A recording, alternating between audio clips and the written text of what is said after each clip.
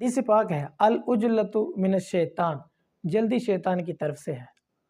یقیناً یہ میرے آقا علیہ الصلوۃ والسلام کا فرمان برحق ہے، حضور کی ہر بات ہی سچی ہے، لیکن یاد رکھیے کہ ہر جلدی شیطان کی طرف سے نہیں، کچھ جلدی ایسی ہے جو شریعت کو مطلوب و مقصود ہے۔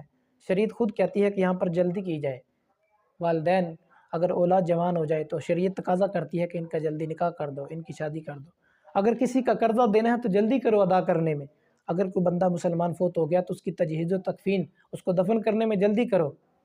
تو ہر جگہ جلدی شیطان کی طرف سے نہیں، بعض مقامات پر شریعت خود کہتی ہے کہ جلدی کیا جائے، جلدی مطلوب ہوتی ہے، لیکن جہاں پر کوئی وجہ شرعی پائی نہ جائے وہاں پر ہمیں اطمینان، سکون، صحیح کام لینا چاہیے، جلدی نہیں کرنی چاہیے۔ نماز پڑھ رہے ہیں تو جلدی نہ کریں، سکون کے ساتھ پڑھیں۔ بائک چلا رہے ہیں تو جلدی نہ کریں، سکون کے ساتھ چلائیں، خود بھی اپنا نقصان کریں گے، کسی دوسرے کو بھی نقصان میں، پریشانی میں ڈالیں گے۔ تو آپ کی عقل آپ کو خود بتائے گی، نہیں بتاتی تو علماء سے ہم رہنمائی لیں گے، ان سے پوچھیں گے یہاں پر جلدی کرنی چاہیے یا نہیں۔ تو حدیث کا مطلب سمجھنا بھی ضروری ہوتا ہے۔ بعض اوقات ایک حدیث پاک کے ظاہر الفاظ سے جو ہمیں سمجھ میں آ رہا ہوتا ہے وہ حقیقتاً مراد اور مطلب وہ نہیں ہوتی، ہم اس کو لے کر بیٹھ جاتے ہیں اور کہیں کے کہیں چلے جاتے ہیں۔